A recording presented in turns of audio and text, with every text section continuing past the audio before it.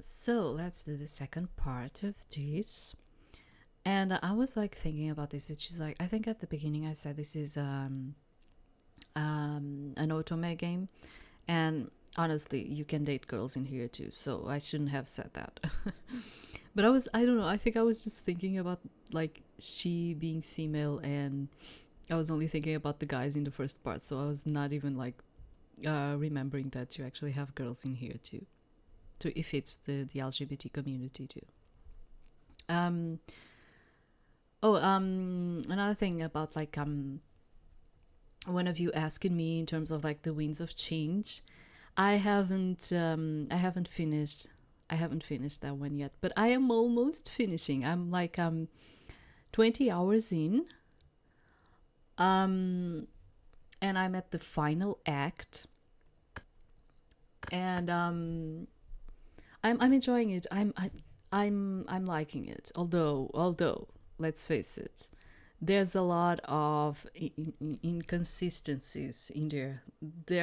There are like people like saying something, and then after some dialogues they are like saying the opposite of what they just said when you actually give your answer. It's like, why is this going like this? Yeah, but yeah, it was one of those that I was kind of like reluctant to get, but everyone was like telling me, "Oh, just get it, Irina. You know, it's a good one." And I only got it because it was I paid €4, €4 for that game. Yeah, €4. It's like nothing. Um, and it's fully voiced. I mean the and it's more, yes, it's more dialogue heavy, which is something that I like. Yes, there's also that. I don't like so much that you need to kind of like click a lot, to go from map to map and city to city and all of it, and interact with certain things. And that's why I ended up getting it on my Switch instead of a computer, because I was like, I have like the Switch Lite. I was like, I have the Switch Lite, I'll put it in there. The thing with the Switch Lite is that like the font is like so tiny though. Everything is just so tiny. But I've been enjoying it, and I paid so few, and yeah, I'm almost ending. When I end it, maybe I'll tell you something about it. Yeah, but I'm almost ending. I thought I was going to end it, but I was very tired. I was already tired. Like, and I also did some digging into some of the demos that I had in here. So I was tired yesterday. I was like, no, I cannot like continue doing more. And I played only a bit of the last act. But yes, I, for the price that I paid, I'm like, yeah, I'm very happy with it. You know, like paid like €4, you know, for it. Maybe in there you pay like what, $3 or something. It's just, and it's fully voice acted, and it has like more than 20 hours of gameplay. Yeah. So let's go to this one. Um, let's go to the second part, which is Nottingham.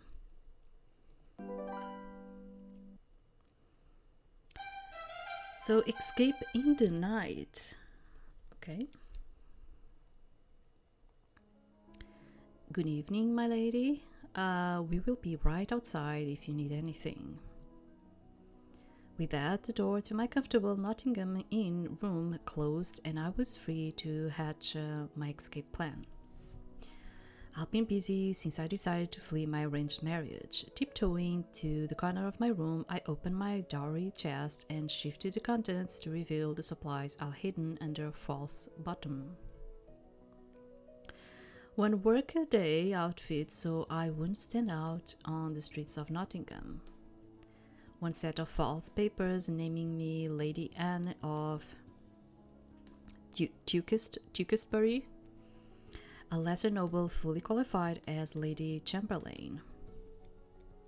As a Lady Chamberlain, yes. One dagger, a sad replacement for the sword I was unable to bring, and one long braided rope suitable for climbing out the back window. I re-dyed myself as I waited for the inn to become more boisterous in the night. I checked the money pouch tied around my waist and hidden beneath my skirts. I took out a letter that refused the marriage and stated that I was not to be pursued, though I had no illusions that it would be obeyed.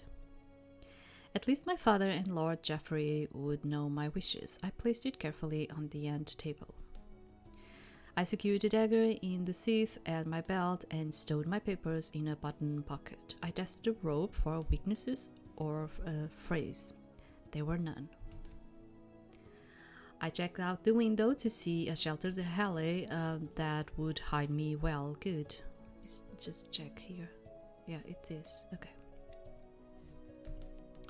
I spent the next while attempting to relax on the bed, though in truth my entire body was quivering with nervous anticipation. One wrong move and my entire plan would be ruined. It had always been a risky plan to escape from the heart of the very town that was ruled by my unwanted fiancé, but our carriage route had been rural and direct. It was a miracle, though, that I convinced my father to allow me to arrive in Nottingham a day earlier than expected, in order to help me soothe my nerves before meeting Lord Geoffrey, or so I said. Thus, I prepared to creep out of my inn, hide myself in a smaller, cheaper establishment, and slip out of town via carriage at first light. It all went well. I'll be gone before anyone had raised the alarm at my disappearance. I heard the sounds of carousing from the from the dining room. Sorry. From the dining room below, and knew it was time to be off. Night had fully fallen, and there was enough noise to cover my escape. I secured one end of my rope to a sturdy sconce that was bolted into a beam, tugged it hard to test it. Then I took a deep breath, opened the window, and tossed the rest of the rope free. I needed to do this before I lost my nerve. I quilted my skirts about my waist and gingerly hoisted myself out of the window. You can do this, Marion. It's only the second floor. Shaking slightly, I grabbed the rope and lowered myself onto it, using my sturdy traveling boots to prop myself against the outer wall. I heard the wall sconce creak. I froze and listened. No sounds from my room, no alerted guards. I slowly let out the breath I'd been holding out and continued my descent. After what felt like an eternity, my feet touched the ground. I've done it. Now which way should I? Oh, excellent job, milady. I've always admired your courage. Startled, I wheeled around to see the last person I expected. Theo? He'd accompanied me back to Nottingham to face the music with his family. I thought he'd gone home. Instead, he was standing at the entrance to the alley, one hand on his sword pommel, and that tone he'd taken with me. That was not the Theo I thought I knew. Why are you here? I'm afraid I can let you slip off into the night like that. Why? You have no loyalty to my father. You're right, I don't. He fell silent for a moment, regarding me with a kind smile that held just a touch of regret. Listen, Lady Marion, he's not who they all say he is. He's a good man. He'll take care of you, and he won't. Enraged, I pulled my dagger from its sheath and shouted over him. You work for Lord Geoffrey all this time? You've been spying for him? You weren't driven away from Nottingham at all. Does this beloved husband of yours even exist? He does. That part is true, and our families really don't approve. Theo's shocked and saddened reaction was genuine. It didn't make me feel any better. I just learned that he knew the best lies were those laced with one's genuine story. Just let me go. I started to back away slowly, dagger up, for protection, watching his posture for the slightest aggressive move. I saw his body tense, readying to draw his weapon. Still, he put his free hand out in a placating gesture. Come now, you know you can't win against me with that big sticker. Just come quietly and I won't have to. No! As I yelled my defiance and prepared to defend myself as best I could, I cocked the slightest motion out of the corner of my eye. A small round object flew towards Theo's feet. There was a loud pop and the sound of hissing as the smoke flooded the alley. I had just enough time to close my mouth so I didn't breathe it in, but not enough time to run before the smoke overtook me as well. I heard a wrecking cough and knew Theo hasn't been as lucky. Quick, take my hand. A harsh whisper broke me out of my confusion, and a hand grasped at mine. This must be the smoke weapon thrower. Who could have possibly appeared to save me? My better sense should have told me to be suspicious, but in my panic I took the only lifeline I was given. I clung to the proffered hand, which took me in an unknown direction. My eyes gradually cleared as we raced through Nottingham's back alleys. My rescuer pulled me along, forging ahead with impressive confidence. It was as if they could see clearly in the dark. They were tightly bundled in a long cloak. I couldn't even tell by their build if they were a man or a woman. The world quiet around us as we passed out of the entertainment district. I heard the light slapping of their sandals against the cobblestone.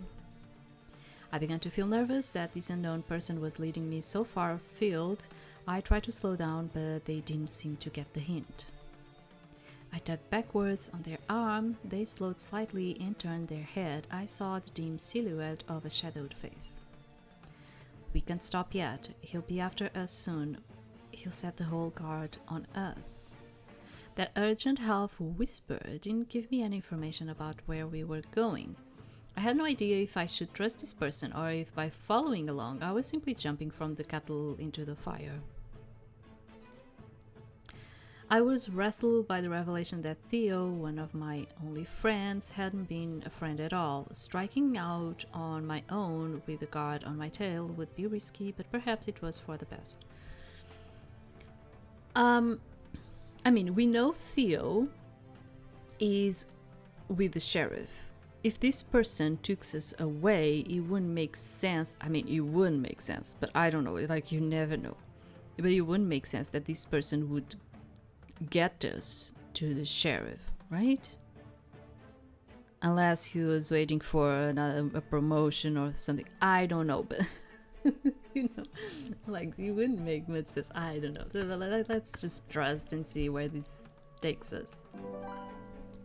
The situation may have been suspicious, but I could sense no malice from my rescuer. I had no idea where I was anymore, and every reason to believe that Theo had indeed sent the guards after me. Where are we going? I did my best to ask in a whisper loud enough to reach the person tugging my hand. Out of town, I live in the woods near here. In the woods, like a child-eating villain from folk tales, this night was not going as planned, that was for certain. But what other choice did I have? At least my suspicious wood dweller had acted in my interest thus far. There was more than I could say for Theo, or for whomever might be lurking about in Nottingham alleys at night. We kept up a steady jog as I was led unhurriedly along, and I was glad for all the training I'd done in Glastonbury. My rescuer seemed to possess a good amount of stamina as well. They skidded to a stop, and I nearly crashed into them as they flung one arm across my chest, pushing us both back against the wall. Blast it all, they are guarding the north gate already. I peered around my companion to see that the alley in which we crouched opened up to a large square with a city gate at the far end. There were indeed more guards than I'll expect at the gate, and they looked quite watchful. This way. I was led around a few corners into a small forested park. I hope it's still open. We threaded our way through the trees, the moonlight barely filtering through their branches. Still my guide walked with complete confidence, so I followed their steps as well as I could. The trees cleared to show the city wall in front of us. My guide muttered something I couldn't quite catch under their breath. It did not sound happy. There's an old gate there, but I stepped forward and made out the shapes of some extremely overgrown bushes in front of me. I reached out to touch them and... Ouch! Blackberry brambles, no good. I don't suppose you have a torch buried in that cloak? I'm afraid that would be inadvisable. I caught a hint of humor in my companion's melodious voice. I looked around, squinting in the dark. Were there any other options for getting around the wall? I thought I saw a tree growing relatively close to it.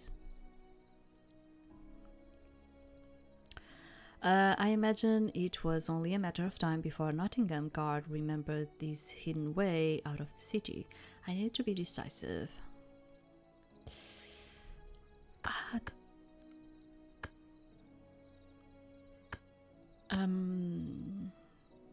I don't know. Because we might get cog and the brambles. It's not because of the bruises, it's because, you know, sometimes you get like stuck with that thing. Maybe try to climb? I don't know, maybe. This way. I led my companion to the sturdy tree I'd seen growing near the wall. From close up, it looked fairly climbable. Can you climb?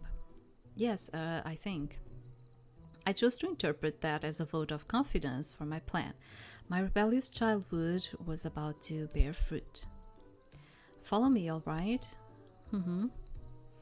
I reached up and tested the strength of the lower branches. They seemed sturdy enough, so I pulled myself up. It wasn't quite as easy as I remember from when I was smaller, but I managed.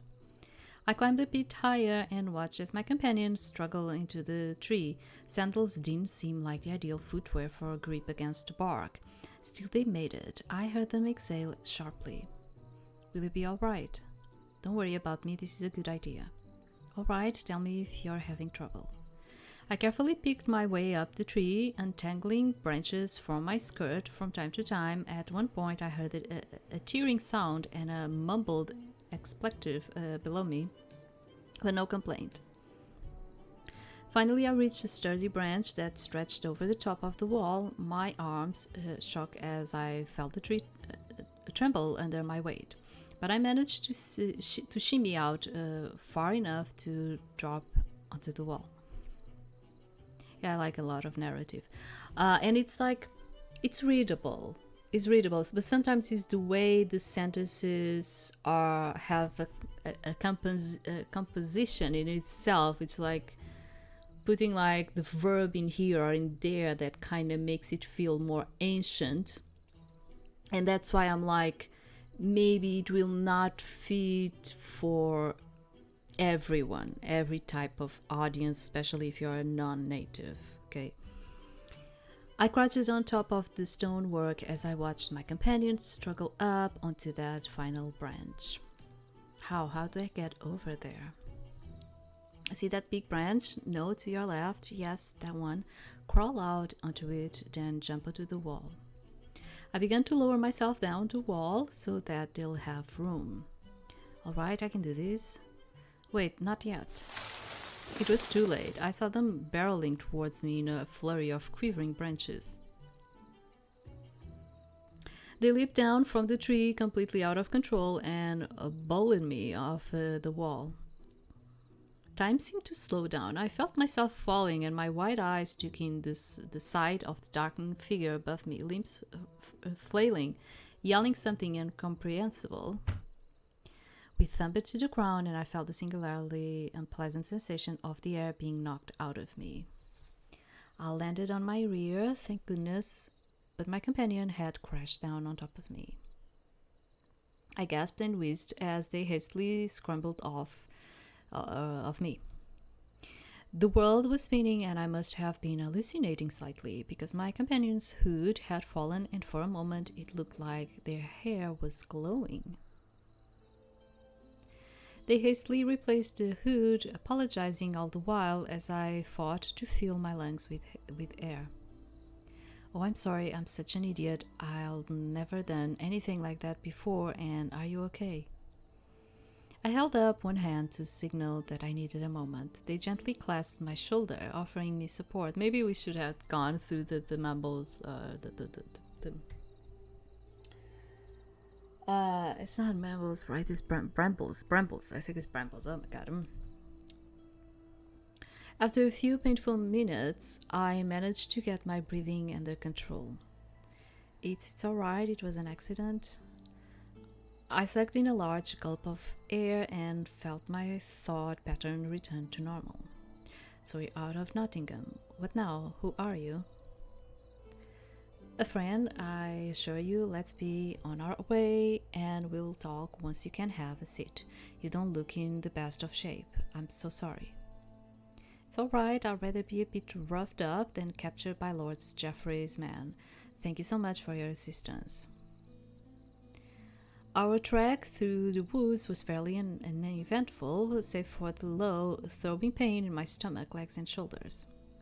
My companion slowed down and was taking extra care to ensure I didn't trip over any rocks or roots in the dark. Finally, we approached a clearing that housed a small cottage, dimly illuminated by the moonlight. It was flanked by a stream, and a water wheel turned industriously from a shed as its side. Home sweet home, please come with me. They took my arm as we crossed the building's threshold. It was pitch dark inside, so they led me onward and sat down at a small table not far into the house. Sit, please. Now let me just find... I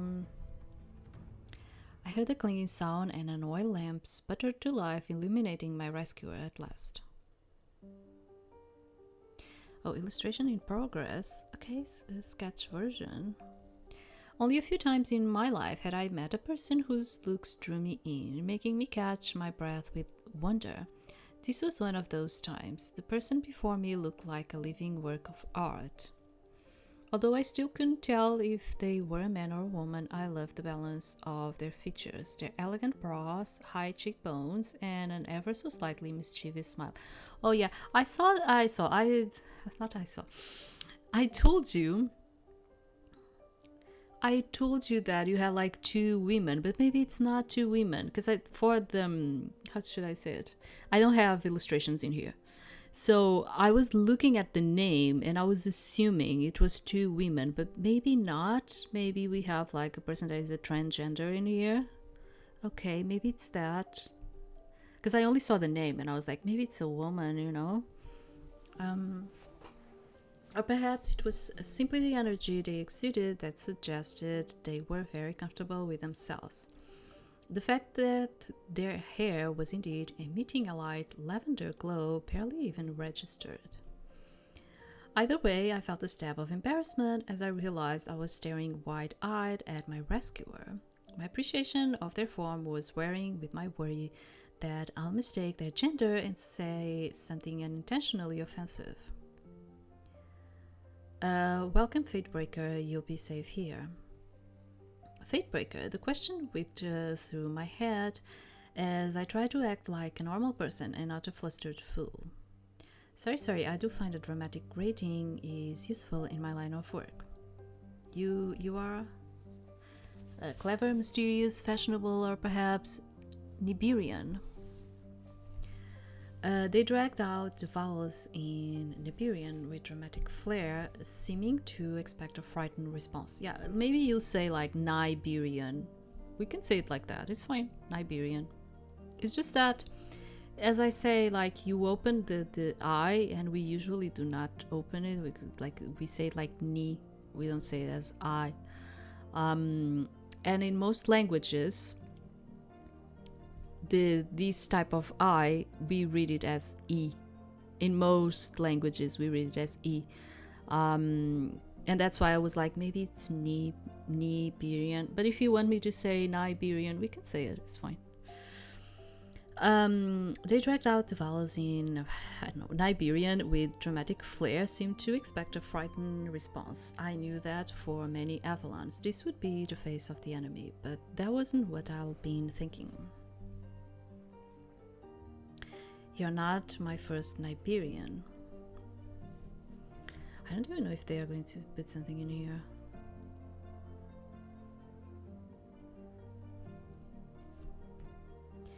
We still couldn't quite get my words out well, and I realized the implications of what I said the moment those elegant brows raised in amusement.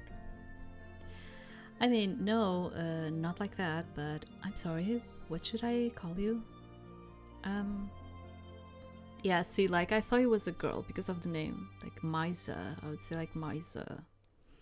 My name is Misa, pleased to make your acquaintance. They claimed my hand and kissed it, still giving me that maddening smile. The name wasn't helpful.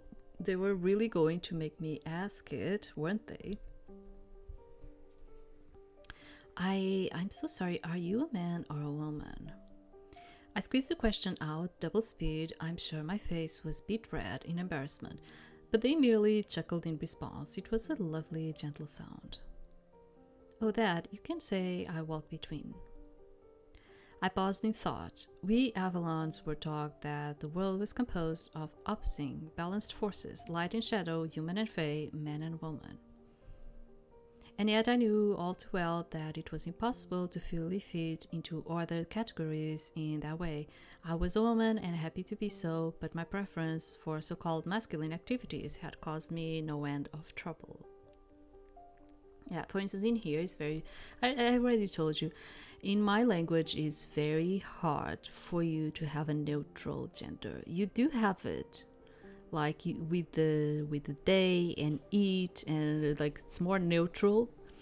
But in my language, like everything, my language, even objects, how to put it, even animals, objects, everything is locked to a gender of female or male.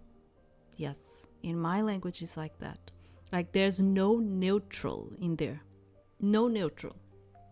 So when we are dealing with a transgender person, it's very hard because you never know if you're going to use the words in the female or the male way. And sometimes they tell you, let's just use a mix, but it's also very weird to use a mix. You know, it's a gender locked thing. So it's very hard for you to like put it in another state. You know, it's very hard. It's how my language, how my language is done and in its essence. I don't know how to put it in another way. It's very hard. And Mesa wasn't Avalon at all, learning that someone could be neither man or woman, or a woman, nor a woman, nor man nor woman, was only the first of many things I imagine I'll discover on my adventures far from home. But wait, you knew all along I wanted to ask that, didn't you? It would hardly be the first time. I must admit I'm endlessly puzzled by how much you Avalons care about these things. I lowered my eyes in embarrassment. I'm sorry, I just didn't want to say the wrong thing and offend you.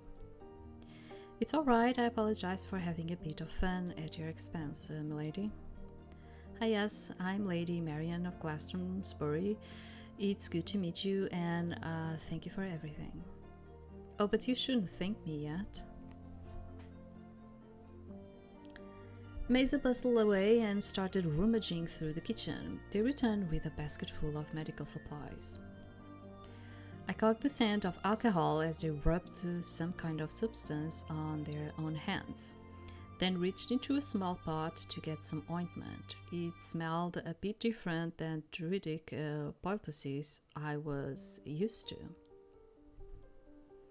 Having smeared the ointment on some bandages, they looked expectantly at me. May I? Of course.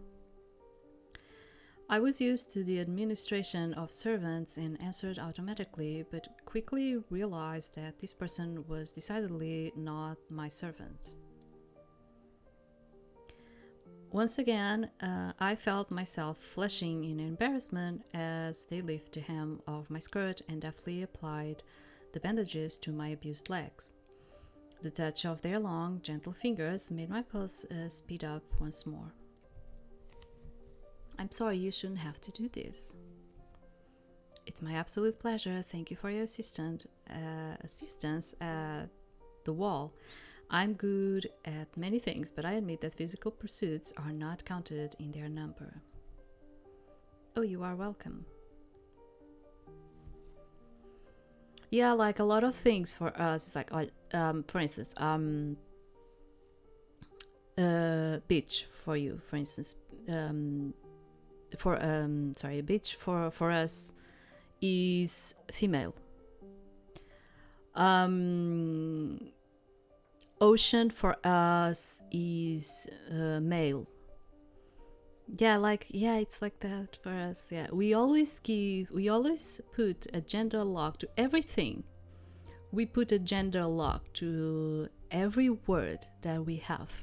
So it's very difficult for us to have a neutral way of treating someone in a neutral way. Do you understand? Because we don't have words for it. We don't absolutely have words for it. Yeah, we have some. It's always like female or male. For instance, you have like trees, like you have trees that you use a female and you have trees that you use a male form, but that also determines if it's a female tree or if it's a male tree, because you also have that. Yes, like usually the female trees are the ones that bear the fruits. They are female, and the others are usually male, and they release a lot more pollen. That's how the trees reproduce too. Okay, that's how they. Yeah, but we have this gender lock to each word that we have. I don't know how to explain you in another way. It's always locked to a gender. As I said, even like the sky, the ocean, the everything, it's locked for us into a gender. So having like something that is neutral for us, it's like kind of like impossible. Do you understand? It's very weird for me to be saying this, but it is like that. So my language has like that. I sat in awkward silence as Mesa finished applying bandages to my arms and legs. It would be normal in Nibiru for me to see to your stomach as well, but I believe that's considered a bit too improper here. Remind me to give you something for yourself before you go to bed. Relieved, I nodded, and Mesa put away their medicines before grabbing a chair and sitting across from me. Now, my dear fate breaker, shall we discuss what you are to do from here, or are you too wary? Fate breaker, you've called me that twice now. Why? The cheeky smile returned with a vengeance. I thought you'll never ask. You see, my dear, I'm a sage of no small talent, and you have been a disturbingly regular feature of my visions for some time now. What? Do you know of Nairobian sages? Sages? I never know how you say it. Of what we can see. I know when it's like the herb, you say sage, but when it's like this, I don't know if you say sage. It's like one of those that is probably written in the same way and you pronounce in different ways. I don't know. I'm not certain. Do you know of Nairobian sages, whatever, of what we can see? A bit. I've read what I can. The future is a misty thing, of course, but our honored ancestors in the stars grant us glimpses of what's likely to happen. I nodded. Did I believe? I wasn't sure, but I understood that at the very least, Nairobi's mages, whatever, had given our army a great deal of trouble during the war. To be frank, Nottingham is in grave danger, and for some months, the only features in which it is rescued from that danger involve a certain young lady who was brought here against her will. A certain young lady whose face has become clearer and clearer over time. The mage reached out and gently took a lock of my hair. In one hand, I found myself failing to object to the overfamiliarity. She's quite lovely, by the way, lively hazel eyes, flowing brown hair, an adorable mole. She's overly courageous and a good hand with a sword. I fear she may even be devastatingly intelligent, though it's difficult to see such qualities clearly in a vision. They let my hair slip through their fingers. I let out a breath I didn't realize I'd been holding and tried not to let the flattery affect my better judgment. All right, what kind of danger is this? Nottingham is a troubled place facing quite a few problems. I'll be happy to acquaint you with them if you decide to stay. My visions aren't clear on all the details, but in many I see Prince John himself riding here with his army to occupy the city. There is a darkness in him that bodes poorly for the people here. Prince John, it had been years since an Avalon monarch had brought their own army to bear against a holding. And a nameless darkness. I knew the Prince Regent wasn't popular, but that was worrisome. I paused and sorted my thoughts. I see, then why are you calling me Fatebreaker? The easier path to follow would have you agree to the marriage, yes? You choose to fight your fate instead. In Nibiru, we call folk like you Fatebreakers. It's exciting. There are so many possibilities now. Alright, but then how? They held up a forest-tailing finger, and I half expected them to press it to my lips, but they restrained themselves. That's the best part, just be yourself, follow your heart. I can give you some guidance later, but will you stay? I happen to have prepared the perfect disguise, so you won't have to worry about being discovered. They knew about my sword skills. They knew about my arranged marriage. They'll know where to find me when I snuck out of the inn when I hadn't told a single soul the detail of that plan. I suppose I could trust that Mesa was a genuine mage. Still, this was too soon. My head was still reeling from all the events of the night. I prefer to say it like that, so I don't keep pronouncing it in the wrong way, you know. Well, there's no pressure. It's simply the fate of this entire region resting on your decision. Yeah, it's not exactly the same, but you kind of get you grasp the idea, right? So it's like that. I narrowed my eyes at them. This Misa was a charmer, all right, and drove a hard bargain. I imagined my original plan, which would have me searching the countryside for an obscure lord's household to run. If I could even escape Nottingham at this juncture, with Lord Geoffrey's guards searching for me. I sighed. I'll consider it. What is this foolproof disguise of yours? Oh, most excellent. I am sorry for the rush, but I fear we should square away your disguise in case they come by here on their search. I'm afraid they do know where I live. We'll just need to... They reached down into the basket of medical supplies, pulled out the last thing I'll have expected to see in there, and plunked it gently down onto the table between us. What? Gia's? Gia's stone? What exactly are you proposing? A stone infused by a druid of shadow that has the ability to enforce a Gia's. Do you say Gia's? Or Gia's? I never know. This is the one that I was telling you about, which is the G or G or the... I never know with you. I never know. It's those phonetics that you have, you know. A magical prohibition generally used to guarantee a secret. A druidic Gia's can only affect a person's words, not their deeds. Yeah, for us it's we read it as if it has if the vowel that comes after is an E or an I, we use it as we spell it as a G. And that's why if you want to have the G sound, you need to put a U between, and then you get the, yeah, but that's only when it's with a E or an I, only that.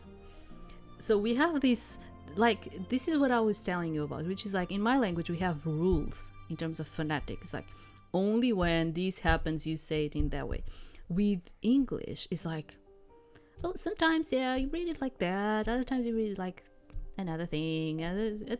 Where are the rules in there? Where are the rules? Like, people like are forgetting the rules or something. I don't know. What exactly are you proposing? Just a simple pact to keep each other safe. This has to be good. I don't enter G's, I'm going to say G's, without an excellent reason. Mason nodded solemnly, all mischief and merriment erased from their face. I will vow to tell no one of your identity, and you will vow to tell no one of the way I propose to disguise you. You may still freely decide whether to accept the disguise. That seemed odd. I certainly seemed to have the advantage in that deal, full protection from the disclosure of my identity, even should Mesa be coerced or tortured. What could possibly be so secret about the disguise? I don't sense a trick here. I don't suppose you can tell me why you need to hide this disguise method of yours. See, like you put it the U in here, in disguise, to read it as a disguise. See, disguise. We use the same thing. When you want to read it as like gi, you, in this case, guy, but when you want to read it like that, we need to put a U between. So when we have a U between, we always read it as like gi and not G. Yeah, we have like that rule. But you, as you see, like sometimes you put, other times you don't put. Like it's kind of like that with you. I never know. Yeah, phonetics, honestly. I'm afraid not. Expect to tell you that it could ruin me if word got out. My curiosity was getting the better of me, and I couldn't see a downside. I only hoped this disguise would be worth it. All right, I'll do it. The genuine smile I received warmed my heart. See, like genuine, you read it as G, genuine. So I'm like, so is G's? I don't know. In the age-old Avalon ritual, we placed our palms on either side of the G's stone, our fingers interlocking, except this time I was binding myself in a magic vow to a stranger, a Niberian. A small thrill of excitement ran through me at the trespass against tradition.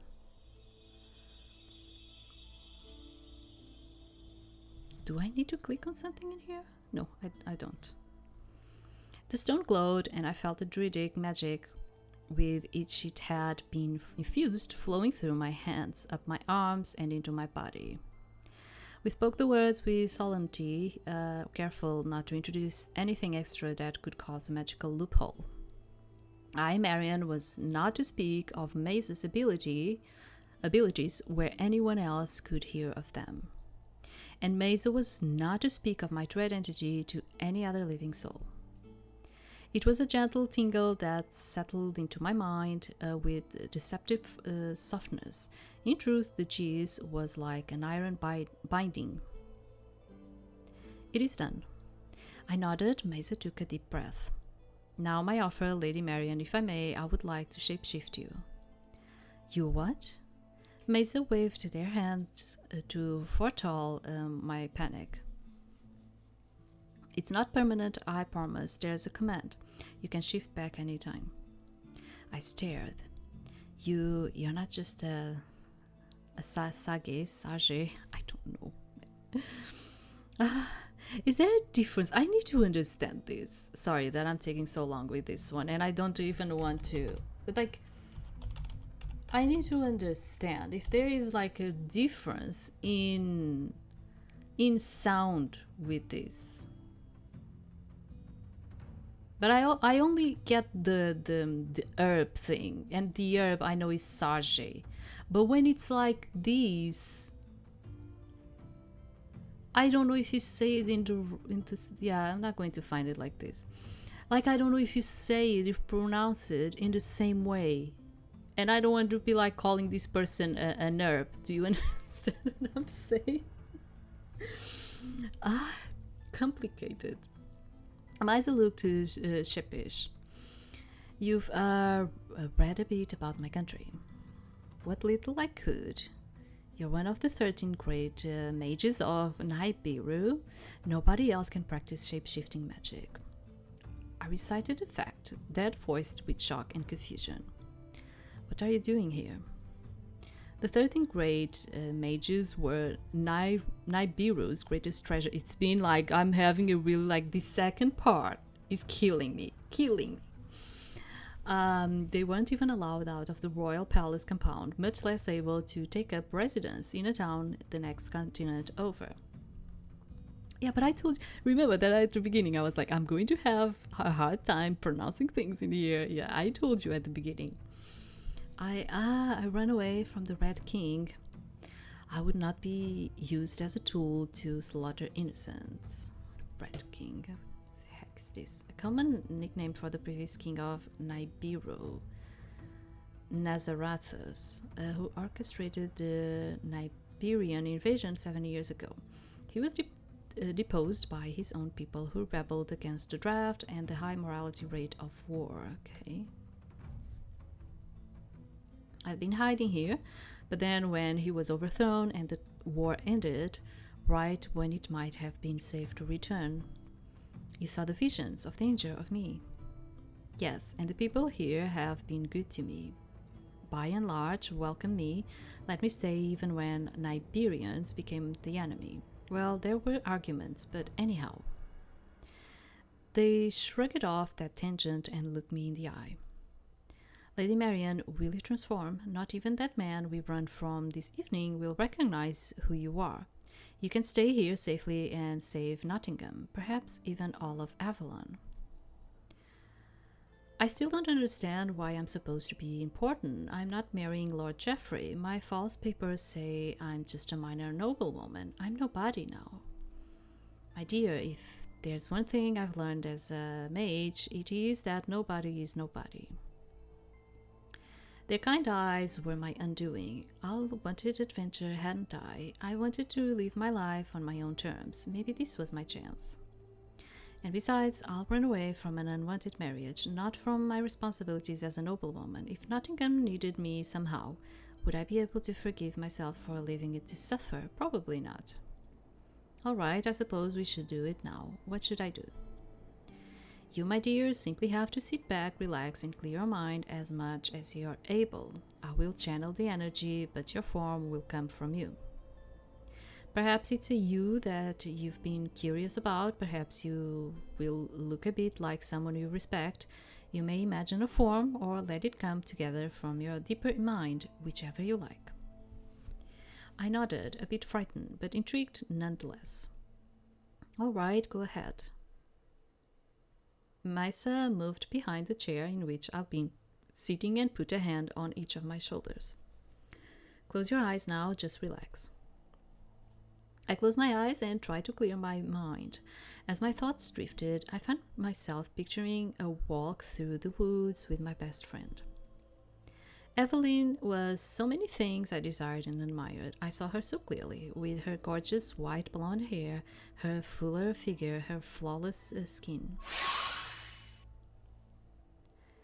I felt a soft warmth travel through my body as though I slipped beneath a blanket on a chilly autumn night. Maisa's hand left my shoulders and they cleared their throat. It is done. Would you like to see yourself, my dear? Oh yes, I would. Maisa went into a room across from the kitchen and returned with a handheld mirror. I gasped in recognition at the face I beheld there. I really do look a bit like her. We could be cousins. Someone you love? Very much so. My best friend in the world, she arranged for my false papers, and according to them, I'm meant to be a relative of hers. Oh, this is perfect. I can stay here. It was probably the late hour and the rush of adrenaline from all the events of the day, but I didn't feel strange despite looking so very different. It helped me that I shared some features with Evelyn, who was such a comfort to me. Now, should you wish to change between your true self and this form, simply say the sacred word, Serkat. Serkat. Okay, Serkat. Okay. Serkat. I let the foreign word roll off my tongue a few times until I was certain I could say it relatively well. Oh, and do be careful around druids. They won't be able to tell that you are transformed, but some may sense a strange aura about you in this disguise. I somewhat heard that comment, but was half distracted as I looked down at my now larger bust. A question occurred to me. Mesa, how is it that my dress still fits? Oh well, matter, that is, the pieces that come together to make everything in the world, is more flexible than you might think. They had an enthusiastic look on their face, like Alvin would when he was expounding on philosophy. But then they shook their head and their expression went back to normal. So I think this is like her ex-boyfriend or something, right? Sword instructor and sometimes lover during her youth. You will meet him in the prologue of the full game. Okay. But we should get you to bed. I have a spare room that you can use, and tomorrow we can go into Nottingham and you can learn more about our little conundrums there, yes? Yes, because we don't actually have a lot of time. I know I've been talking a lot, but we need to start meeting the other people. Please, please, please, please. The next morning, I left the small but cozy guest room and was treated to the full spectacle of Mais's cottage. Silken fabrics hung everywhere, and the spots that weren't flamboyantly decorated were covered with odd botanical tableaus and scientific equipment. Yeah, we've been passing more time with this person than we passed with any of the other ones. But yeah, sure. It serves the story in here, right? At least it seemed to be scientific equipment. It wasn't alchemical tools or druidic runestones I was used to seeing.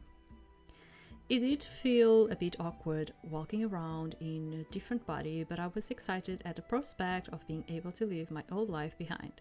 Who would believe I was Marion of Glastonbury? No.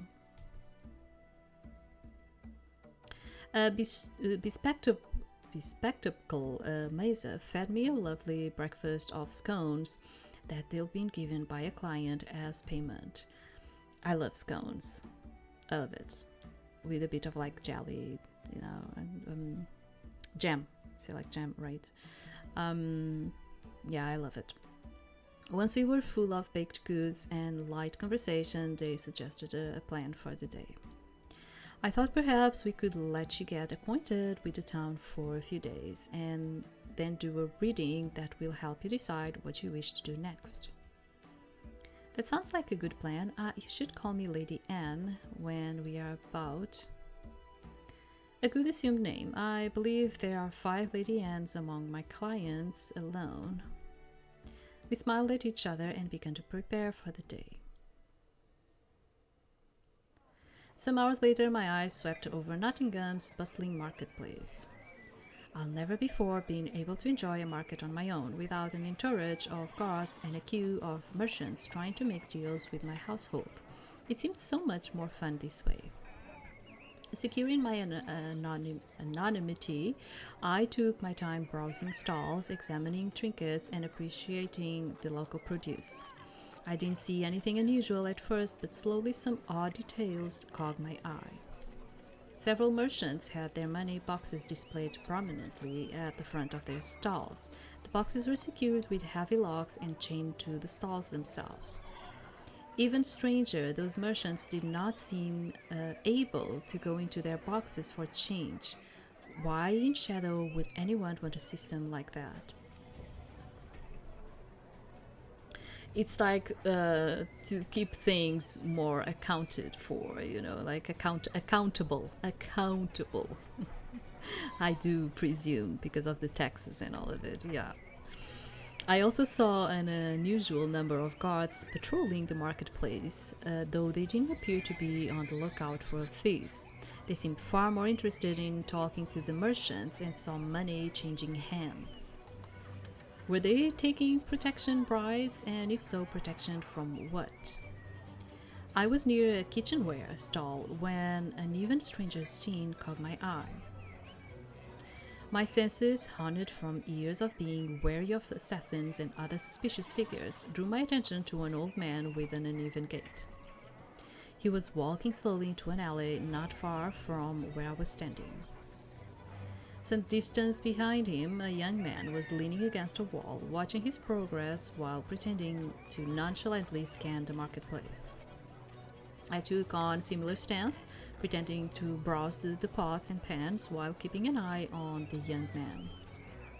I mentally calculated my possibilities. I could shout for help, but that would end in the probable mugger melting back into the crowd, free to pick another victim. I chose a different path. Keep the change. I grabbed a heavy skillet from the booth and tossed a reasonable number of maple beads to the stall owner. I melted into the crowd behind the stalker, who seemed intent on his target. Why was a vulnerable old man hobbling into a deserted alley anyway? I mentally shrugged.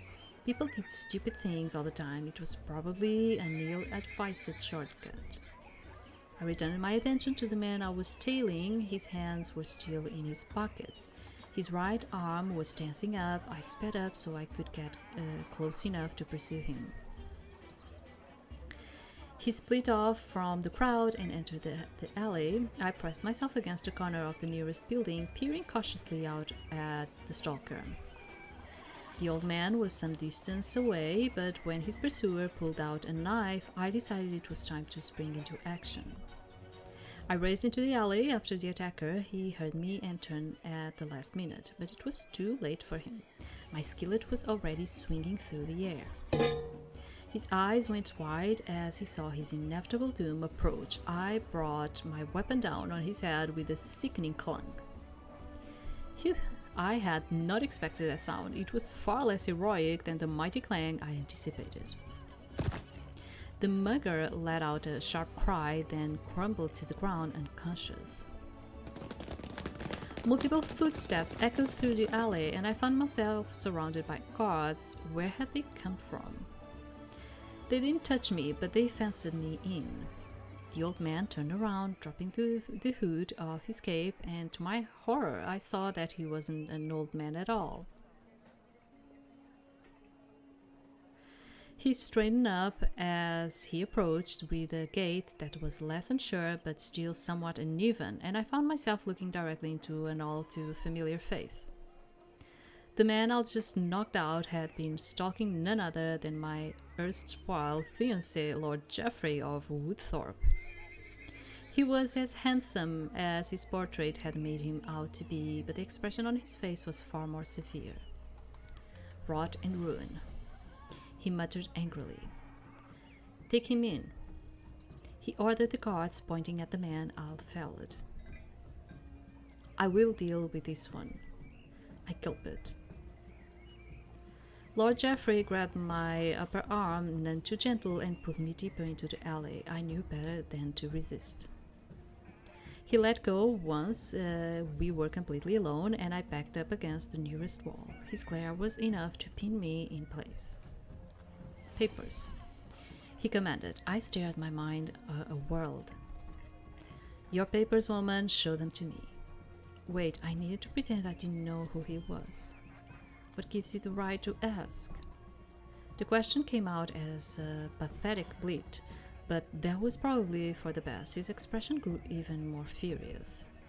"I am Lord Geoffrey. You are in my town interfering with my investigation, and you don't even know my face."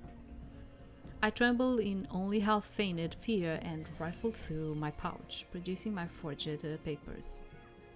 "I'm so sorry, my lord. I only arrived this morning." I handed him the papers, followed by a polite curtsy. I'm Lady Anne Tewkesbury. I don't know how to say this very well. He glanced at the papers perfunctorily and seemed to find them in order, returning them to me without comment. And what are you doing in Nottingham? Looking for work as Lady Chamberlain, milord. Too many seeps at home, so I thought perhaps there were more opportunities in a big place like this, milord. I recited the lie I'll practice, keeping my eyes as wide and innocent as I could. Then why in all the shadows did you decide to take in upon yourself to spot an assassin, follow him and knock him out with a fake cursed frying pan? I thought he was a mugger, not an assassin, and I thought about why I'd been moved to get involved in a situation that had nothing to do with me. I just wanted to do the right thing. It's our responsibility as nobles to keep the public safe. It is, but not yours. You're not a guard. So I just wanted to do the right thing. Lord Geoffrey's turned face transformed into a mocking sneer. You just wanted to do the right thing. Well, now, Tewkesbury must be quite a place. Does it have do-gooders cavorting about, frying pans at the ready, prepared to strike down any villains and ruffians who dare to invade their sacred kitchens? I clenched my fists and repeated, do not retort in my head. And what will you do as a Lady Chamberlain? Personally cook for every shifty beggar in Nottingham? Wet nurse every starving babe? It was too much. The condescension of all the lords I'll ever faced flashed through my mind. I couldn't stop myself. I'm not stupid, I shouted at the man. Wasn't wrong with having a little compassion now and then. We are meant to care for our people, aren't we? I know I can't help everyone all the time, but I am supposed to turn away from injustice that happens right in front of my face? If that's what being a lord is to you, then I pity this town and I pity the poor woman you take to wife. Perhaps that last part had gone a bit far. Lord Geoffrey's pale, stern face colored and contorted slightly, but the expression it settled on was rather surprising. He looked thoughtful rather than angry. So the saucepan assassin has a bit of fire in her belly. Not even Lalonde talks to me that way. Perhaps you are not entirely useless. I leveled an even look back at him. It's a skillet, milord, not a saucepan. The corners of his mouth twitched slightly upwards, and I counted it as a victor. He shook his head and pulled a rolled-up scroll out of his pouch, unfurling it. You just arrived in town, yes? Did you happen to see this woman on the road? Was that a sketch of my portrait? It wasn't a bad likeness. I silently blessed Mesa for my transformation as I pretended to study the image. I'm sorry, no. Very well, come. He escorted me back to the alley's entrance, where we were met by several watchful guards. Lord Geoffrey turned and once again favored me with a stern glance. Do try to stay out of trouble, Lady Anne. I assure you my guards are more than up to the task of keeping the peace. Or at the very least, learn to use an actual weapon.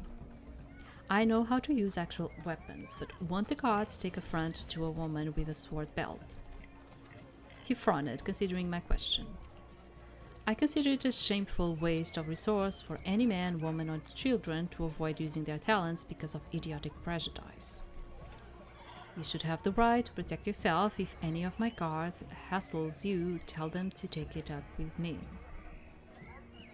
With that, Lord Geoffrey turned on his heel and left with his entourage. His limp, although less pronounced than it had been when he was pretending to be vulnerable, was still obvious. He was stern, haughty, and based on the gossip I heard around the marketplace, unpopular.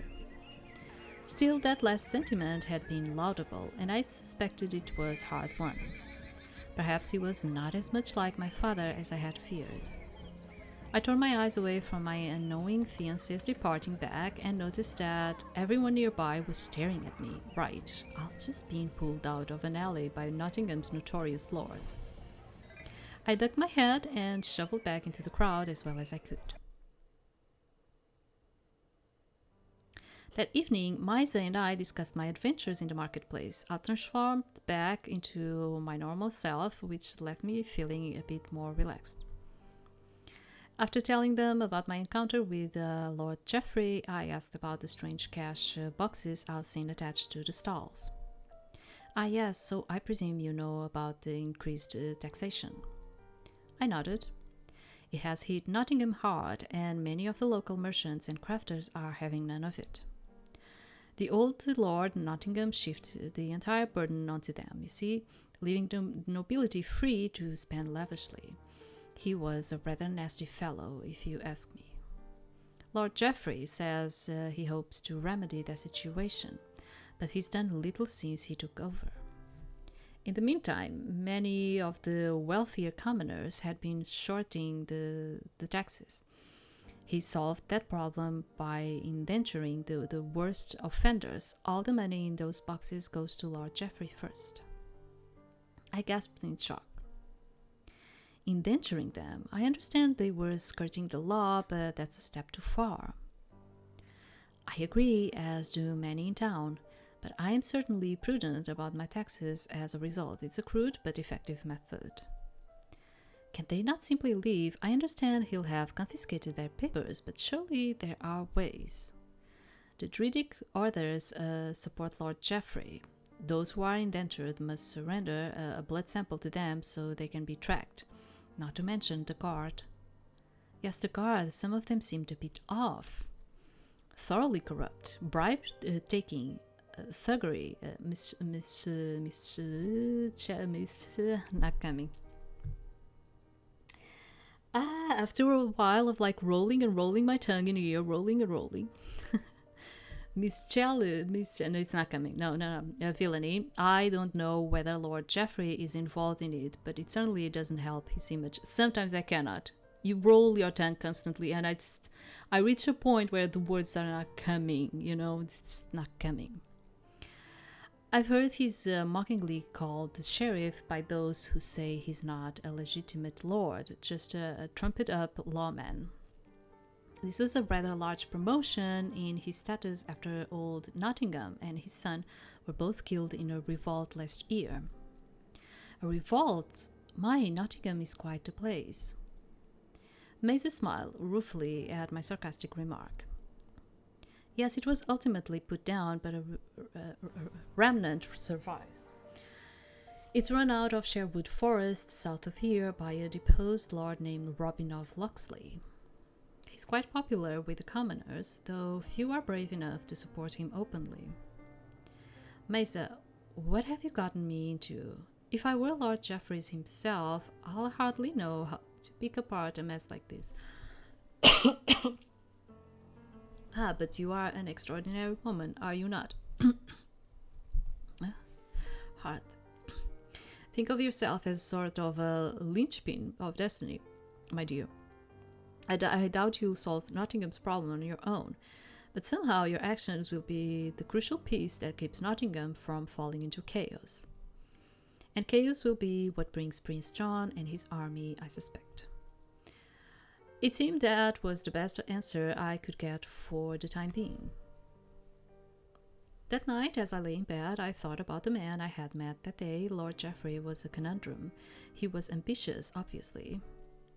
He seemed possessive of Nottingham. Perhaps he was a jealous and possessive man in general. What would have moved him to the extreme of indenturing his own people for tax money? Surely he knew such an act would cause fear, not respect. Did he care? There was no way for me to figure that out without getting to know him better, and that seemed risky indeed. I went a bit further afield the next day, taking careful notes to avoid the more dangerous parts of town that Mesa had mapped out for me. On a crowded street, some ways from the main marketplace, I discovered the show window of a weaponsmith gallery. I was contemplating the swords on display when I heard the distinctive sound of a group of guards running towards the area. The smarter pedestrians nearby hustled around the corner of the shop to get out of the way. I joined them. The guards paraded to the middle of the street, and their leader bellowed his orders to all and sundry. Halt! Stand for inspection. We seek a thief, an old woman with a bright green headscarf. At that, the guards began to spread out, questioning everyone. We could only wait for them to get to us. Picking on old ladies, typical. I turned my head to see a lovely, low-voiced young woman leaning against the wall next to me. Her red hair and adorable freckles betrayed a Spanish heritage. She saw me react to her muttered comment and favored me with a lopsided smile that made my heart skip a bit. You'd think they could find better ways to measure their manhoods. I chuckled. They're only doing their job.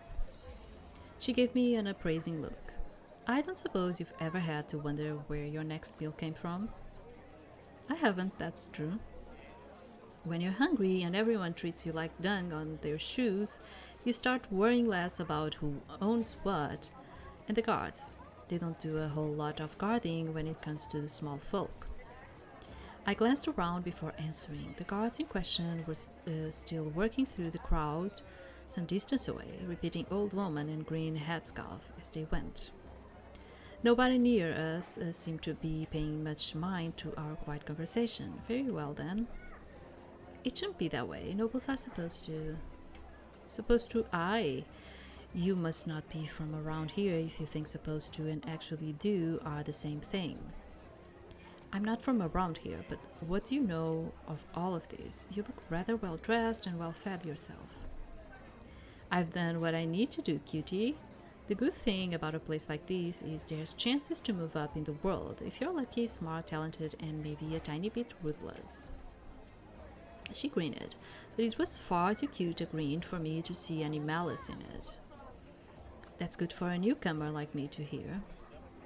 Aye, indeed, and thanks for letting me bend your ear. You're a sweet one, Mistress Noble. Wish they were all more like you. So another one that it's like in the making.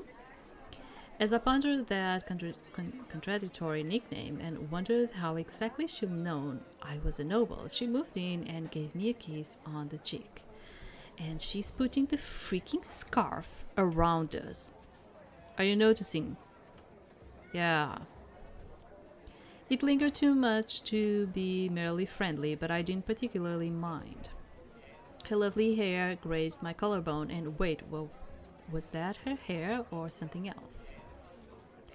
I looked down. There was a headscarf tied about my neck, a bright green headscarf. Don't worry, it's all going to be for a good cause.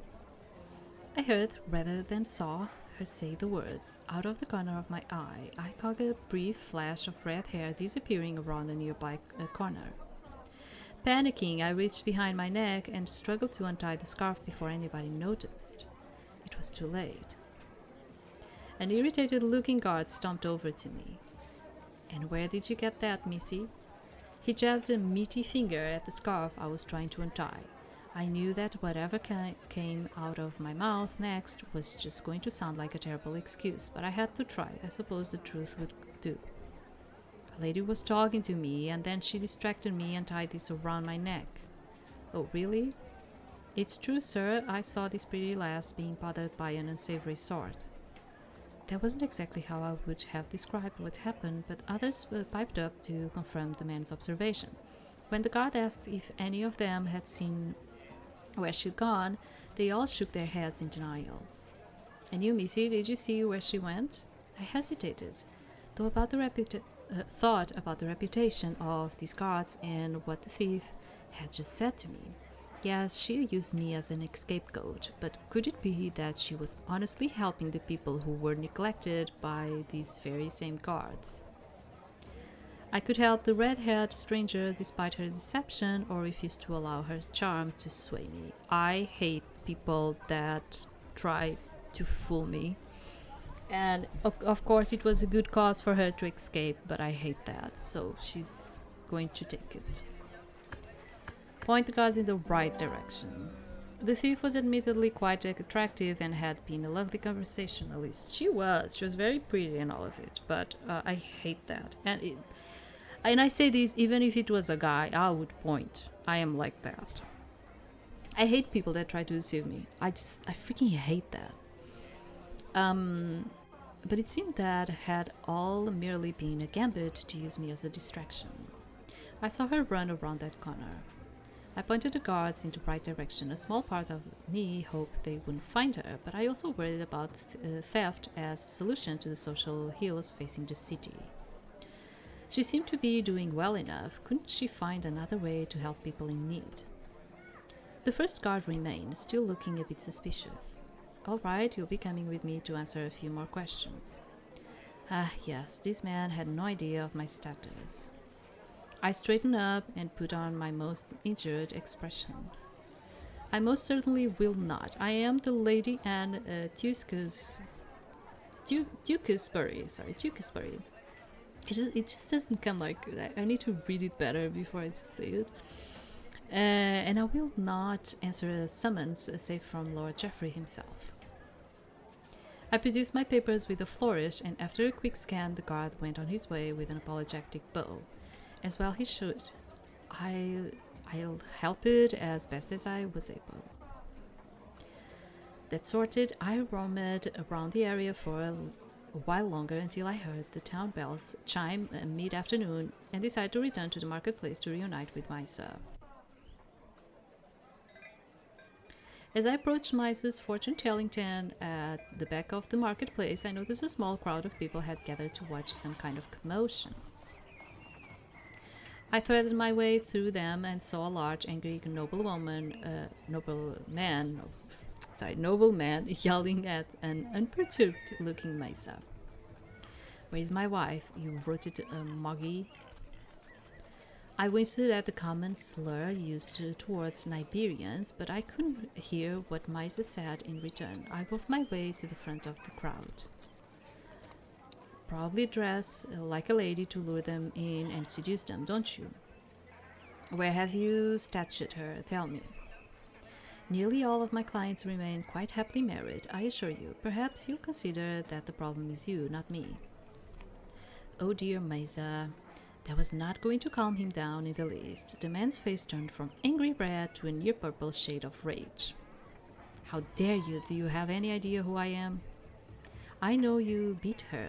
I know the future I saw for her, should she stay with you, was bleak. I do not know where she went when she left you.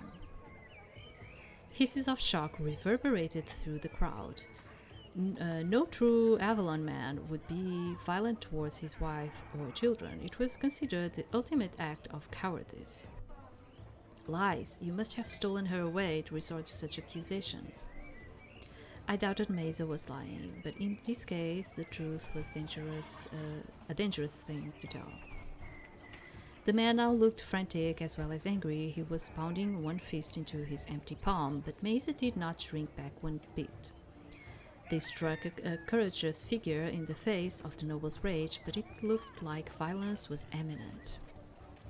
I looked around. Nobody in the crowd was moving to intervene. I even saw some of the city guards standing at the back of the group, not even pretending they were going to protect the fortune teller.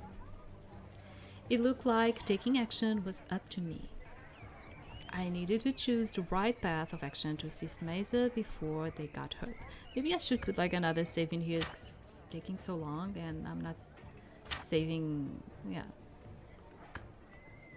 So my heart tells me to intervene directly. My heart tells me to make an indirect move. We could do some indirect one. But I don't know how this is going to take us to. Let's see what this entails. As much as I wanted to change in and save the day, sorry, it probably wasn't prudent. There was no guarantee I would be a match for a large, angry man without my sword. I could just end up making things worse for Mysa. And we just got detained by a guard. I don't want to call the attention back to us again with another matter. Do you understand? So I'm like it, in a real life situation that would not be good. It would not favor us. I look around trying to identify something I could use to make a diversion instead. There, somebody had filled a number of wine casks somewhat haphazardly. They hadn't even been tied together, so they were probably empty. I inched towards the casks, keeping my eye on the altercation, or rather the one sided abuse being hurled at my new friend. I positioned myself in front of the pile. I just needed to nudge this few in the front, and then I could circle around to the back, and the whole stack should topple, rolling right towards the angry noble. A massive pop startled me, and I jumped and elbowed the pile of casks hard. Instinctively, I looked towards the source of the sound and saw smoke billowing around Mesa and their attacker. Of course, I had forgotten about Mesa's strange smoke bombs weapons. At that moment, the top cask came crashing down on my head. Shit. It hurt too much for me to regret that rather an unladylike exclamation. I managed to scramble away before the entire pile collapsed, huddling against the side of Mesa's tent. I pulled my kirtle up over my face and squeezed my eyes shut as the stinging smoke wafted over me. Muffled sounds surrounding me. Crashing casks, people yelling and running in panic, heavy boots stomping around. I managed not to breathe in the smoke, but the back of my head was a mass of a throbbing pain. I wasn't sure how much time had passed when I heard the clinking of a pair of well-heeled boots approaching. A soft, mild voice called out to me. Mistress, are you all right? Do you need assistance? Another illustration that needs to be seen. I pulled down my kirtle and opened my eyes to the sight of a ridiculously handsome man clad in soothing cerulean blue. He was half kneeling, gazing down on me with concern in his icy blue eyes. Not a hair or a stitch was out of place on this person. It's not icy, it's ice, sorry. Because I'm reading it I'm reading it very raw and then it comes out. I felt keenly aware of my disheveled appearance and of the fact that he had come upon me cowering, clad largely in my chemise. I hastily patted my dress back into place as I spoke. I'm fine, thank you. There was just a bit of an accident with the casks here. I can see that. May I help you up? That would be quite welcome. He raised me to my feet in one fluid motion. His physical grace matched his appearance. I winced as my wounded head complained about the sudden movement. Oh dear, are you in pain?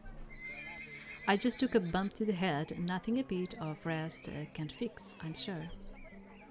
He gave me a serious look and held a finger up in front of my face. I followed it with my eyes as he moved it back and forth. Good, you don't seem to have been knocked about too badly, though I do feel I should assist you to your destination.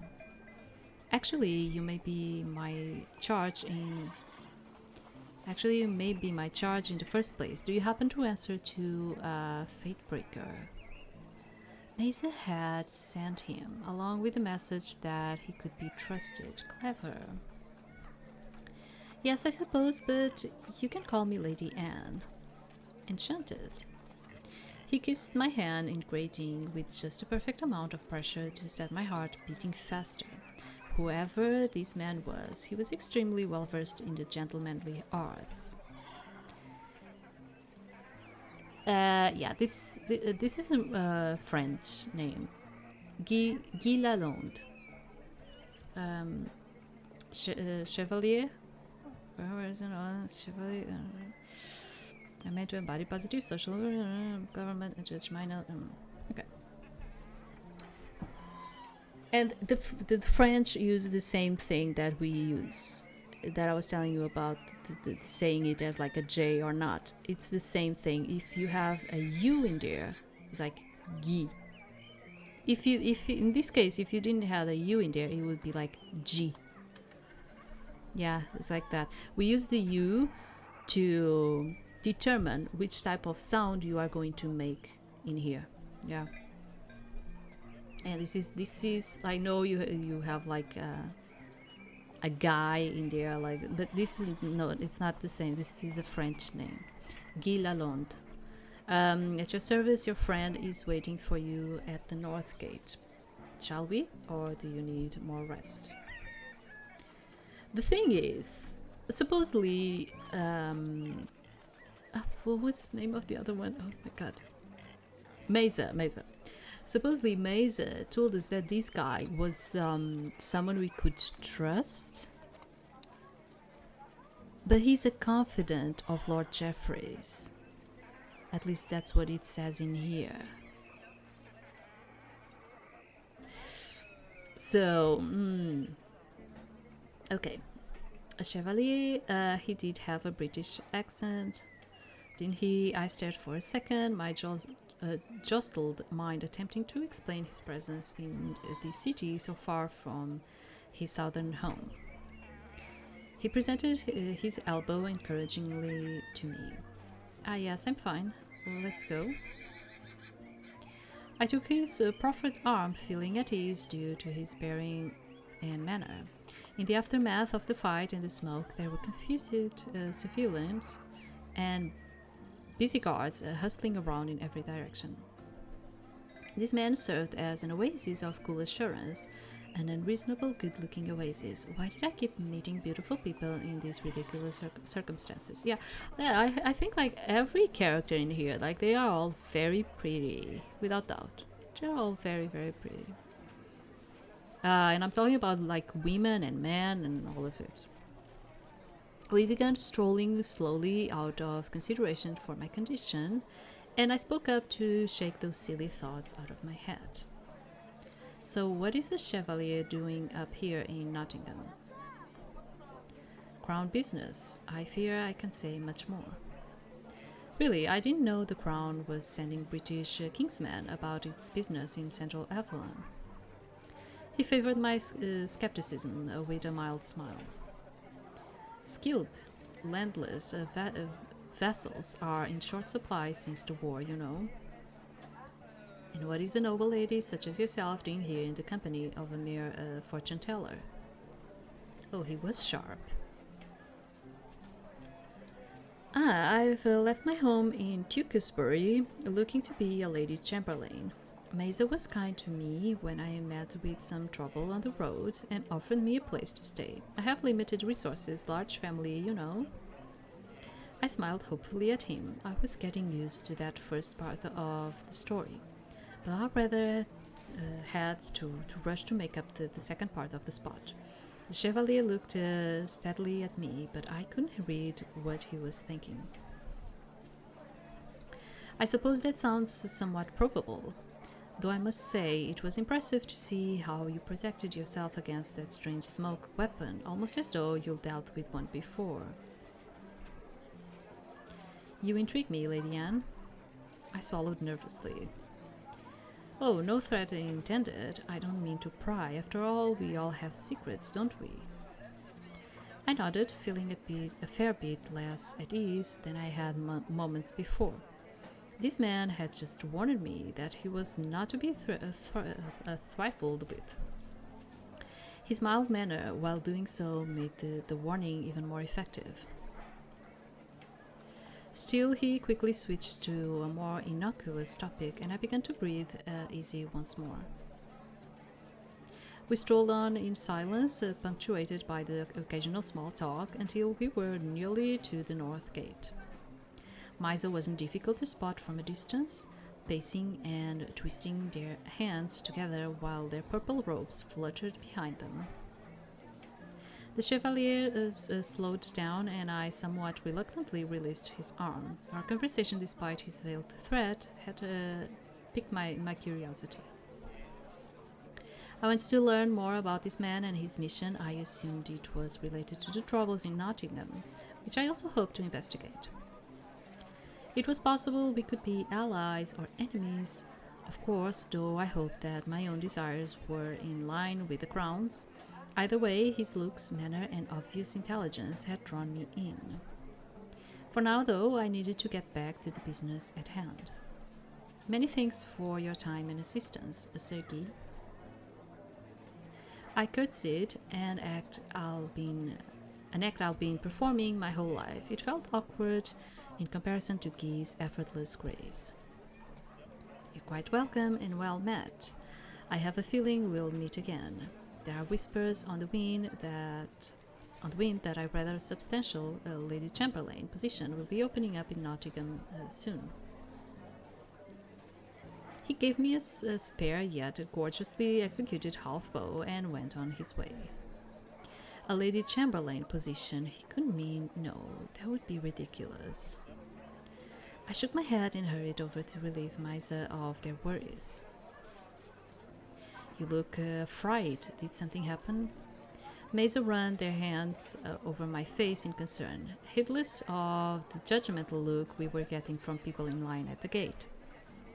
I was getting used to their habit of overly familiar contact, but I gently took their wrists and lowered their arms as I replied. I tried to help you back there, but it all went sideways. Oh no, if I'd known, I wouldn't have. Well, let's go back home and we'll talk. Maisa was understandably worried about their decision to use their smoke weapon that afternoon. Since they also used one to rescue me from Theo, we agreed that it was likely Maisa would be singled out for questioning over my disappearance. We decided to lay low for a few days to avoid being confronted in town. It was nice to spend some time in peace. Maisa gave me access to their library, about half of which was written in Iberian, but the other half features some excellent works on Avalon history and silence. When we weren't reading, Maisa regaled me with tales of the going-ons in Nottingham over the past few years. It certainly was a mess of factions and conflicts. By the third peaceful day, we began to wonder if perhaps Maisa wasn't being suspected after all. Maybe Lord Geoffrey had read the note I left in my inn room and decided to simply call the entire search off. We could only hope. That evening, Maisa approached me, a deck of cards in hand. Would you like me to do a reading for you? It's a clear night with a full moon, and as fascinating as I am, I'm sure you're feeling restless holed up here with only me for company. Nonsense, you're a delight, but I would like to see what your stars have to say about my next move. Maisa sat me down at their dining table and took out the cards with a flourish. They snuffed out their oil lamp, and I noticed that the table had been placed so that moonbeams shone directly through the window onto its surface. Maisa cut the deck, had me pick 3 cards, and lay them face up on the table. To my surprise, the cards' faces showed nothing but the same pattern with arcane writing on it. Look at me, please. Their arresting eyes, pupils round and wide, caught mine. Maisa nodded, and then began chanting in Iberian, holding my gaze the entire time. Place your hands between the cards. I did. More chanting ensued.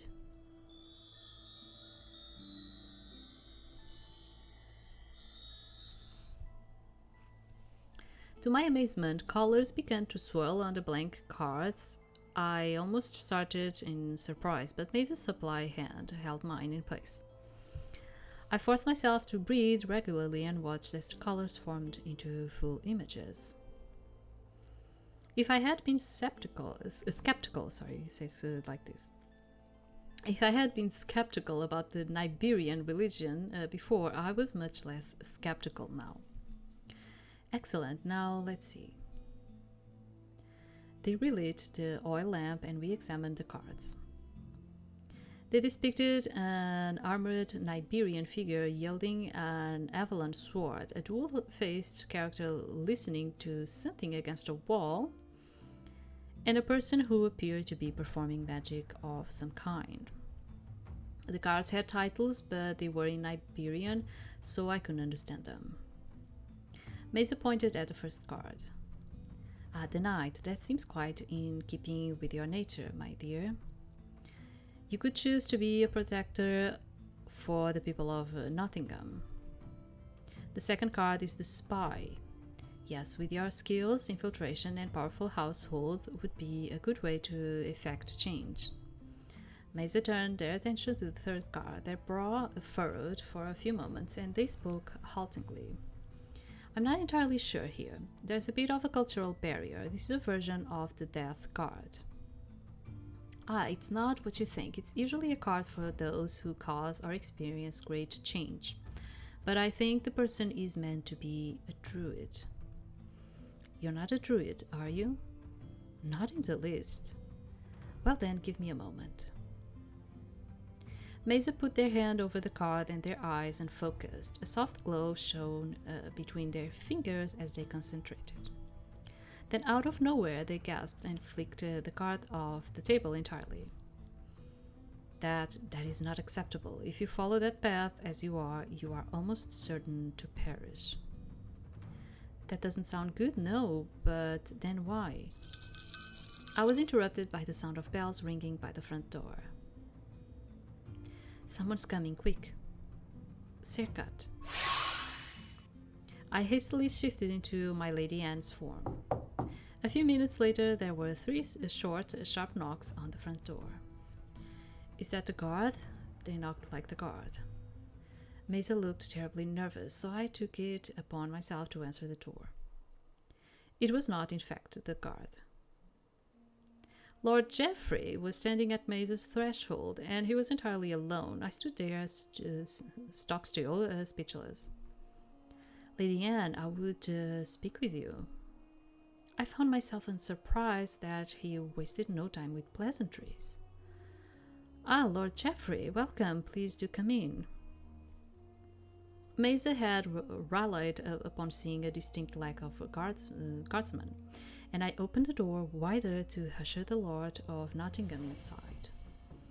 I'm the fortune teller, Mesa. Pleased to make your acquaintance, my lord. Would you like some tea?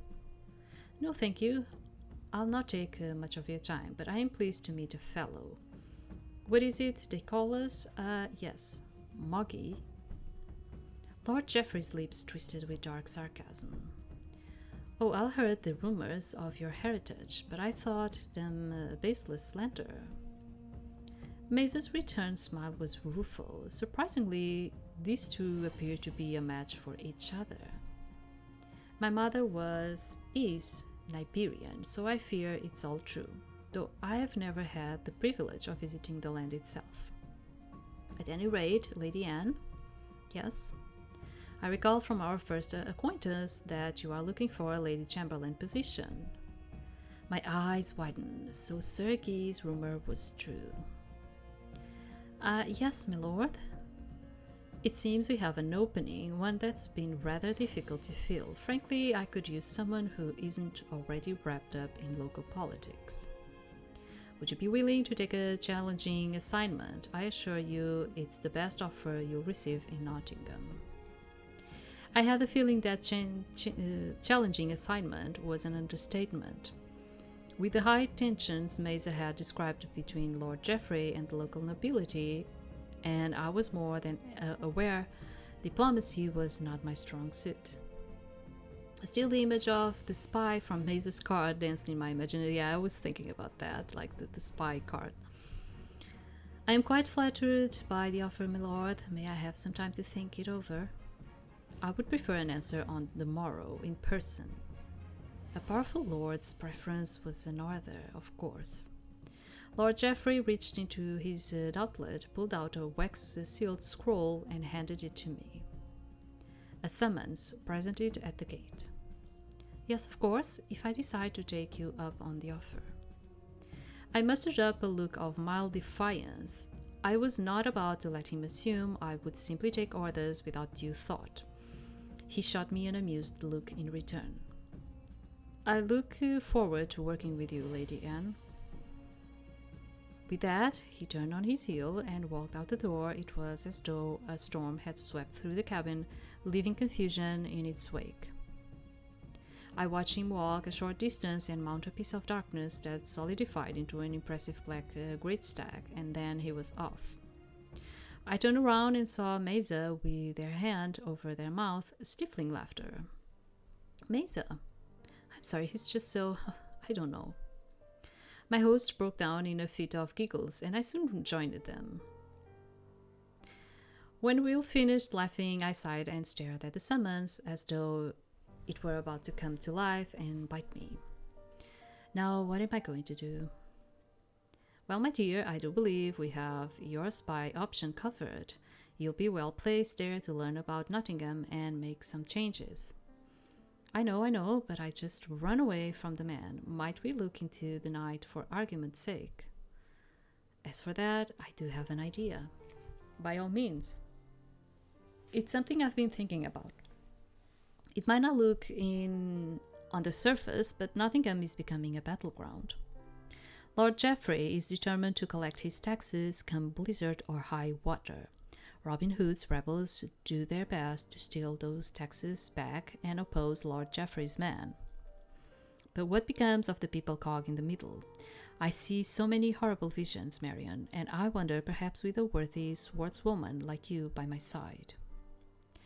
They looked down at the floor. It's probably a foolish notion. Not actually, I rather like it. It's worth considering. I decided to retire for the night and think about the options. Where could I do the most good? How could I do whatever was needed in order to stop chaos from breaking out in Nottingham? Yeah. We are going to stay in here. Yeah. And I even took 15 minutes more because I talked so much during this last part. So this is relative to each one of the cards that we had. One was like a fighter and the other one was like a spy, and this will get us into different paths, different routes, I do bet. What I feel is that I actually had more, entertainment in the second one than in the first one. Because when I did and I did myself the first part, I felt that it was just so much without gusto. I don't know how to tell you that. But I was doing it and I was yeah, and they kidnapped her and she decides to join them, and then she starts training and sparring with them, and it was just so, I don't know, it was all very much what you would expect from a Robin Hood lore, but I was feeling there was nothing really going on in there. And maybe this one, because it was more fresh and new, it wasn't so connected to the lore in itself. I felt it was better in that way. So it was more interesting. That's what I mean. It ended up being more interesting. Although I think we spent a lot of time with Mesa compared to any other character in here, in the first part too. So, but I'm going to leave it in here. As I said, I was going to do 1 hour and a half for each one of them. And I'm going to leave it for you to, for you to see if you want to be playing the demo and even wishlisting this game or not. I cannot speak for myself, honestly. I'm a bit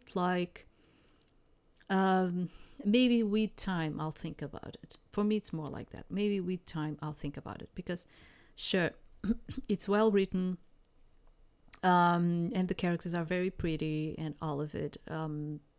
It's more narrative driven, and I'm honestly, I've been very tired of this. I've been very tired of these narrative driven visual novels lately. It's been a ton of them, a ton. And that's why I've been going to others to wash my eyes sometimes because I cannot with this amount of like, I don't know, book reading that I get in here. Um, so yeah, that's it. And we still have some more games to play in here. And I mean, otome, more focused like into the otome kind of games. But I after this, I don't know, maybe I have like what, 10, maybe 10 more or something like that. Maybe not even 10. And then we'll go into some BL and Yuri ones that I also want to take a look at them. The thing is, I need to be very careful. I will probably not be able, let me tell you, I'll probably not be able to bring as many BL and Yuri games in here as I wanted. And why is that? The thing is, they usually have, especially the BL ones, they usually have the sexual thing going on, and I cannot be bringing that in here, okay? Because no, or I need to blurry, or YouTube is going to make me take those out. Do you understand? So it's like I need to like take a first look, at least take a first look at them, and then say, okay, I will bring these ones. But for that, I will also need time to take that first look. Do you understand? So I do have all of the intention of bringing some, not a lot of them, but some BL and Yuri titles, okay? But I will have to take a look at them first. In terms of the otome ones, yes, you will probably be like, oh, but you still have like a 10 of them. Yeah. Well, I'm still only going into the Steam ones because I know in itch.io there's even more. But even the ones that you have on Steam, yes, there were some that I decided to not bring them for different reasons. Translation was not good. Text box was horrible for me. There were some that I felt like they were just so well known that I was like, why am I going to bring this in here?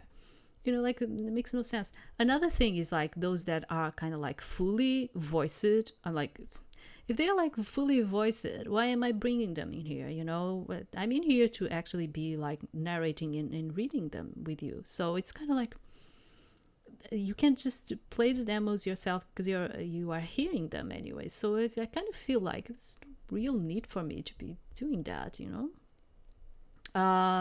Yeah, so very well known titles and all of it. I will probably, another thing is like there's a ton of them that I wanted to bring you, but they do not have a demo.